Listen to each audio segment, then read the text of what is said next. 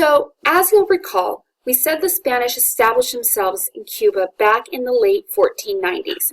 Now, I don't expect you to remember this because it was about day 2 of this class. As you'll also recall, in the early 1800s, most of the Western Hemisphere areas of the great Spanish empires had gone into rebellion against Spain. So thus, Mexico, Colombia, Nicaragua, etc., all of those countries south of us, with the exception of Portugal, with the exception of Brazil, which belonged to Portugal, all of those other countries gained their independence from Spain. All that was left of the great Spanish Empire over here was Cuba and Puerto Rico, which the Spanish managed to hold for the time being. Throughout the course of the 1800s, the Cubans wanted to be independent as well, so they go into revolt from time to time. Anyway, in 1893, another rebellion began in Cuba, and the Spanish tried to suppress it. Of course, Americans barely noticed it, and we were screaming at each other about gold and silver in the election of 1896. However, by 1897, when the economy is good and the election is over, and Hertz and Pulitzer are trying to find something to sell papers, suddenly it was, "Hello, Cuban revolt." Hearst and Pulitzer now focus on what is going on in Cuba, and it makes front-page headlines every day. And they are writing outrageous stories. Some are true and some are not quite so true. And we have to remember here also the importance of geography. Cuba is only about 100 miles south of Florida. If Cuba had been farther away, this wouldn't have been an issue, but because they're right at our doorstep, we are going to notice. So we start to sympathize with the Cubans. They're struggling for freedom against a cruel, oppressive European monarch. Sounds pretty familiar. It's our story. And to make matters worse, to the Americans, the fact that the monarch was Catholic was pretty awful. Now, the one thing that Americans forgot was after 400 years of Spanish rule, Cubans had become Catholic as well. But small detail, the war, though, wasn't really about religion. So American newspapers fill with stories about people being killed in Cuba, people being imprisoned and dying, and these cruel Spanish strip-searching innocent women. One of these pictures really outraged the United States. It was just a sketch in the New York Journal, and it was a figment of the artist's imagination, that an American woman was being strip-searched on a Spanish ship during the revolt. In actuality, there was searching, but it was done by other women for women. So the newspapers are picking everything up, and they're making things up. The Spanish had, though, established camps in Cuba. They're different than Nazi concentration camps. They were more like really big jails, similar to what the U.S. did to the Japanese Americans in World War II. This also gets picked up by the newspapers. So between the camps and the fear that they're strip-searching women, this is going to upset the American people, and McKinley has to deal with it. So in January of 1898, McKinley is going to send a battleship called the USS Maine to Havana, Cuba. So it's supposed to just sit in the Havana harbor and show that we are Americans and we are concerned about what's going on. It was also there to potentially evacuate Americans in Cuba. Now, the U.S. Navy by this point had grown to the 5th best Navy in the world, but things are going to get worse. On February 9th, 1898, something is published called the Delome Letter. So who's Delome? He's a Spanish ambassador to the U.S. And in a private letter, note that this is private, not a national statement for Spain. There is nothing official on it. Well, he writes in this letter that he fears that the USS Maine coming in would trigger a war, and that McKinley will not be able to stand down all of the press that he is getting from the U.S. not becoming involved in the war.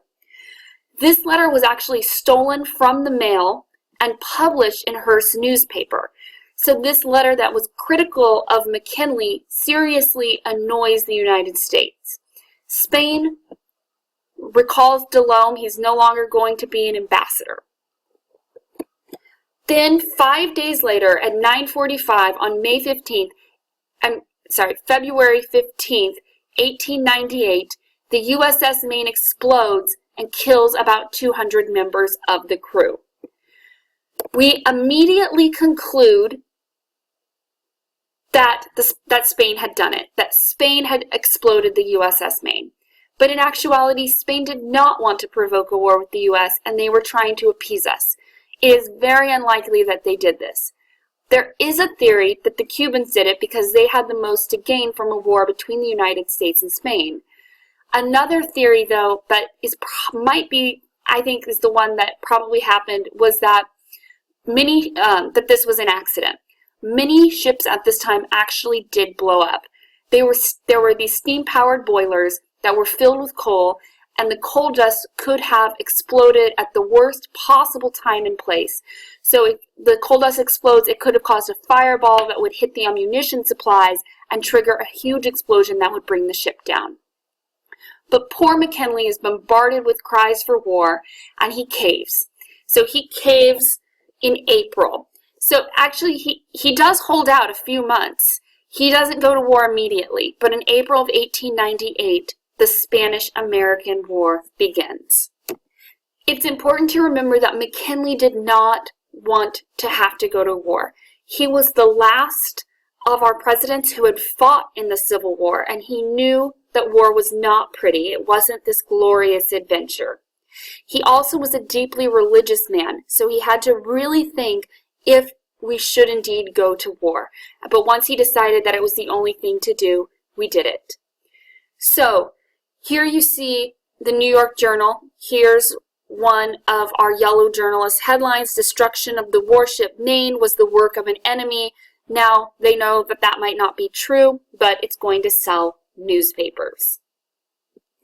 So the United States says, they issue a statement, "We're at war with Spain, and our mission is to free Cuba. However, we're going to free Cuba, not take Cuba over." However, the first battle of the war is not actually in Cuba, but the Battle of Manila Bay in the Philippines, all the way over here. You might be saying, back up. But this is going to be another Spanish colony that we're going to attack first. And this attack is the result of Theodore Roosevelt. You might have heard of him. Right now, he's the Assistant Secretary of the Navy, and he actually declares himself acting secretary and starts giving orders to the fleet and Commodore George Dewey.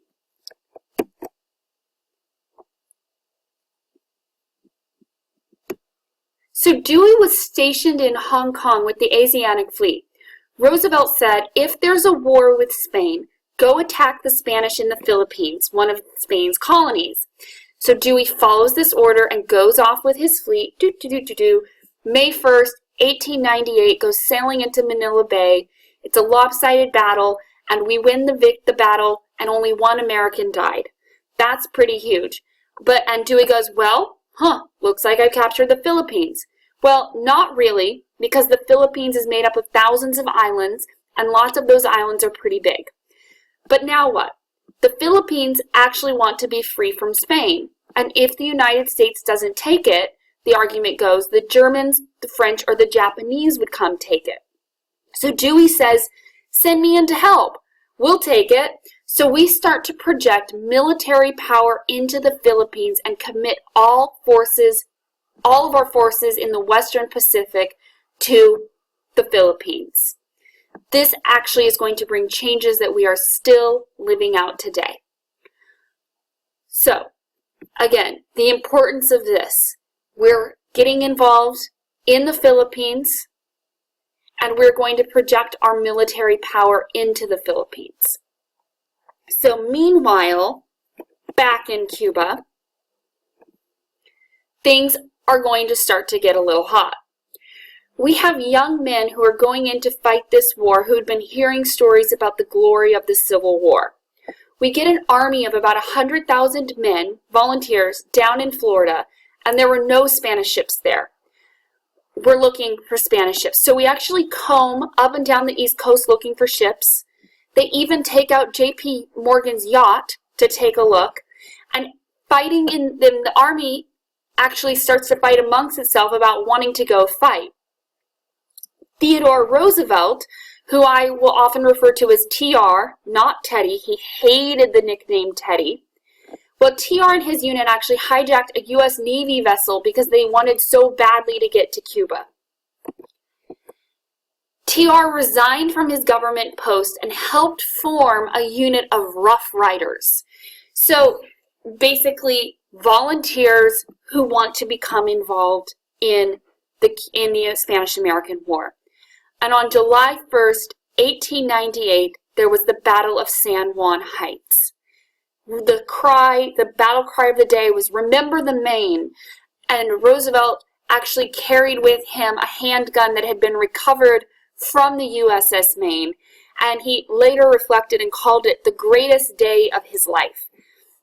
He was later actually awarded in the 90s with posthumously with the Medal of Honor for bravery. However, this battle was really, really nuts, and it was actually the same strategy that General Custer had tried, and we all know it ended badly for Custer. It happens to work here. Basically, luck. We had the 9th and 10th Cavalry units in the back that were protecting these people who like crazily charged up the hill. They charged like maniacs up this hill. It was called the San Juan Hill, or the Battle of San Juan's Heights in the newspaper. It was actually called Kettle Hill, but San Juan Heights sounds much better in a newspaper. So, from April to August of 1898, Theodore Roosevelt is going to emerge as a war hero. And all of a sudden, it's over. There's going to be the Treaty of Paris in 1898. So we had invaded in 1898 of June, and by August, the United States had won the war. Only 5,000 men had died in the actual war. 4,500 of those had been from disease. Yeah, 4,500 from disease. So only 500 who died in combat. Then the U.S. goes on and captures Puerto Rico and Guam without hurting anybody. And then we're going to sign the Treaty of Paris. So look at your handout here. The United States is going to receive Cuba, Puerto Rico, the Philippines, and Guam. We say, though, that Cuba is going to get its independence. We said that they were going to get their independence, and we still stand by that they will get their independence. We also pay Spain for hurting them. They receive $20 million, not $20, $20 million as payment for the Philippines. So not everybody is happy with this treaty. So again, refer to your handout. But at the time, McKinley sold this by saying, if we don't take the Philippines, someone else will. And we can do better than Europe in dealing with all these former Spanish colonies. In the long run, he was right. They did prosper under U.S. rule and got their independence after World War II. The Treaty of Paris in 1898 does get ratified by Congress. So take a look now at the arguments for the treaty. Basically, the argument that the U.S. would gain access to Asian markets, we'd gain military and naval bases, U.S. can uplift uncivilized people, we can expand the American way, and no other great powers can take the Philippines. These are all on your handout. The arguments against, wow, Americans holding colonies, how hypocritical. Hadn't we just tried to do that? I mean, hadn't we just freed ourselves from England not very long ago? Also, the Philippines are really hard to defend. They're a big cluster of islands. It's going to be very difficult. Finally, next we could just trade there. Do we really have to own it? And another racist argument, we don't need any more inferior non-white people becoming Americans. Does this sound familiar to what Calhoun was saying in 1850? Yes. So finally, our goal was to free Cuba, not to take territory. so we shouldn't be doing this. And, you know, it's not a big deal if we don't need to do this. We've never been like other countries, so why start now? We should be proud to be different. So, meanwhile, the U.S. also annexes Hawaii and Wake Island.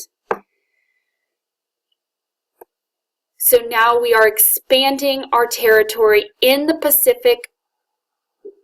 These two pieces are not part of the Treaty of Paris, but these are other events of things that we are doing and territory that we're annexing. So take a look at this sheet. This is where we are today. Cuba has gained independence.